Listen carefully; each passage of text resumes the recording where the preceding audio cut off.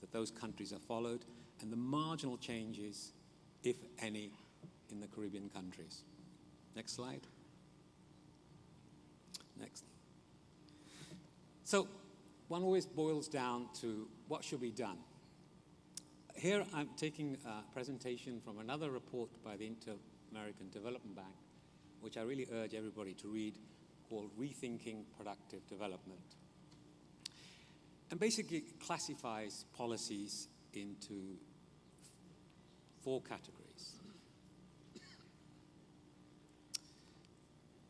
I won't delve into those 4 categories, but next slide, is how those different policies are related to rent capture. The typical programs in the Caribbean are in the southeast quadrant. That is, tax expenditures, permanent subsidies directed at specific sectors or businesses. Very far from the northwest quadrant, which is spending money on education, infrastructure, policies that benefit everybody. The second set of policies that you find often in the Caribbean are vertical, publicly provided, which are specific programs aimed at specific sectors, but based on activities. And which has a high propensity for rent capture.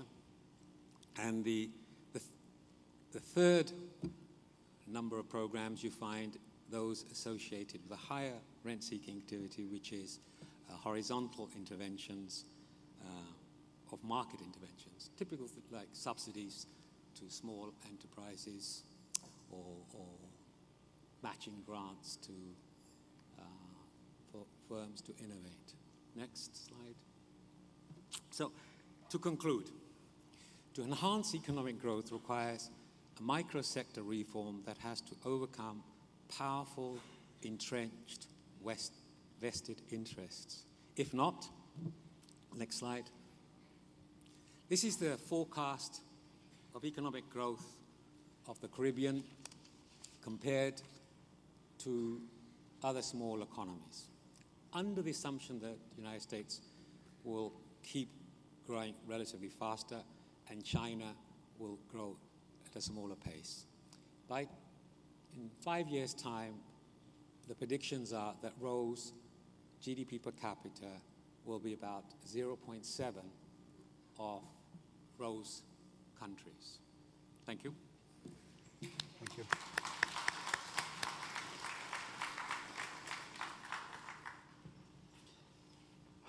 Thank you, Inder. Basically, in a nutshell, we should not have a sense of urgency. We should have a sense of desperation. Urgency. Yeah?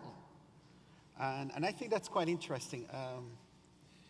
I think that the real disruptors are the ones who actually challenge the trends, right? And influence the trends to turn it around. And I think that we're in a perfect time, and we still have some time to turn around, right?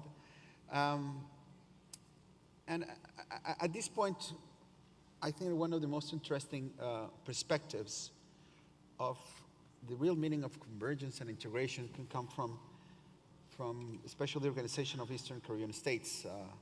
So Dr. Jules, how do you see the private sector development and how the OECS basically have tried to generate a regional competitiveness strategy? What are your views on that? Well, let me start by saying that Inder has thrown me into a state of introspection because the statistics that he presented here speak to some of the key factors that we are looking at in the OECS. We are in the process of developing an OECS growth and development strategy. So speaking from that experience, I think it's important to point to the factor of size. He did indicate that from the research done by the IDB, size is not a determinant, but I think size, nevertheless, is an important factor. It's not a determining thing. But the OECS at the moment represents, well, was constituted by 9 countries with a combined GDP of $5 billion and a population of 600,000. Just recently, Martinique became an associate member, and Guadeloupe is projected to join us by the end of this year.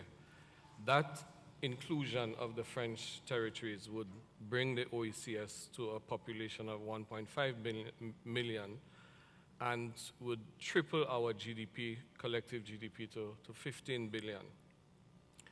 Now, while size is not a determinant, it is still important because one has to look at the elements of scale, the economies of scale and so on for production within that market. And in some of the analysis we've done, we recognize that one of the great benefits of integration is the opportunity that it creates, not so much for export, but for retaking your internal market. If you look at agriculture, for example, in 2011, which is the latest statistics we have, the OECS imported, the food import bill in the OECS was at $480 million US. Part of that growth and development strategy is how do we retake our internal market, because there are opportunities there for import substitution. If we have set ourselves a target of reducing that bill by $200 million over 5 years. If we do that, reducing food imports is also simultaneously going to lead to job opportunities. It is going to have health benefits because a lot of the imported food is the stuff that makes us ill. But with regard to, and so I think there is a need, when we talk about the role of the private sector in integration and the economies of the region, we have to take a very radical look at what constitutes the private sector. What I'm saying may not be as true for the larger countries like Jamaica and Trinidad and Tobago, but certainly for the OECS. Because when we looked at analyze what constitutes the private sector in the OECS, we see that it is largely a largely distributive sector, construct. It is true that the private sector will continue to be the engine of growth, but for it to become that, it has to be capable of disrupting itself and reinventing itself. In the OECS, 15% of the private sector can truly be called a productive private sector. That's in areas of agriculture, tourism, fisheries, manufacturing, etc.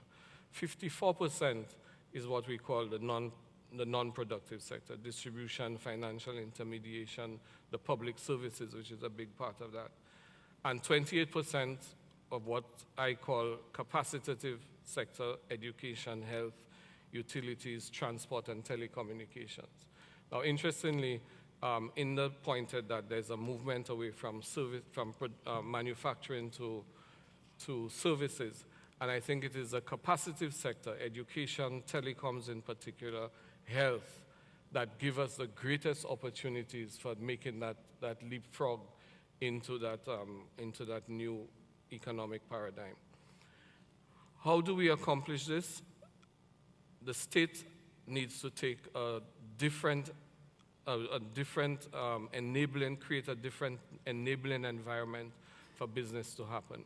And I noted that in his presentation, he spoke to the environment for business, a framework for fairness and competition. It's absolutely necessary. There has to be part of that new regime, that new environment created by the state, has to be looking differently at how we address foreign investment in the economy. A lot of our reliance to date has been on foreign direct investment, and all the statistics shows that the Caribbean is at the bottom of the world heap in terms of foreign direct investment, declining trends. What is the answer to that? We think that, certainly from the perspective of the OECS, there are opportunities for diasporic investment. Our historical experience has been foreign investment coming in after the tax holidays are over, fly by night. What we need to do is to look at how can we develop through our own efforts, mobilizing the resources. And the diaspora represents a particular opportunity here that should be given special treatment by governments, privilege benefits to participate in national development. There's also need for a stronger facilitating role by the state in building new economic opportunity, private-public partnerships to create, to incubate niche industries. Now, in terms of the growth strategy, one of the most pernicious things that I think faces us is the prevailing view or the rush to believe that growth is the golden calf that we must pursue. And I think there have been many studies pointing that it is not enough to talk about growth. There has to be growth with equity. And for me, growth with equity is a very critical element of that. I remember Gordon Roller, in some of his analysis of Calypso and reggae, spoke about what he described as songs of the skeleton. And I don't know whether we have been listening to those songs of the skeleton, but in some of the reggae tunes, you hear it. We look at the issue, there's the growth in a context, and that relates to Inda's last point, growth in a context of inequity only leads to a growing social divide. And that in itself spawns greater crime, greater instability in society. This thing cannot be just an economic matter. It has to be a matter of social justice. It has to be a matter of inclusiveness as well. So we see, for example, youth as being at particular risk within the OECS. All of the statistics on youth in the Caribbean as a whole point to youth being worse off. They are worse off in the demographic for unemployment. They are worse off by death by unnatural means. They are worse off when it comes to infectious diseases. So when you talk about a growth strategy, within that growth and development strategy are the two principles of growth with equity and attention to young people, what we need to do with respect to that. I have a very disruptive view of crime with young people because we often point to the young people involved in drug dealing and so on. My view of it, and I don't want to be misquoted on this, but if we look at the risk involved in drug dealing, both to life and limb as well as the other attendant risks, it takes an extraordinary capacity for entrepreneurship to be engaged in some of these activities. And the challenge for our societies is how do we ensure that on a level playing field we can create opportunities for people, young persons with that kind of impulse to succeed, to do it in a different way. So there's that imperative of the state creating viable alternatives, a fair playing field, and equality of opportunity.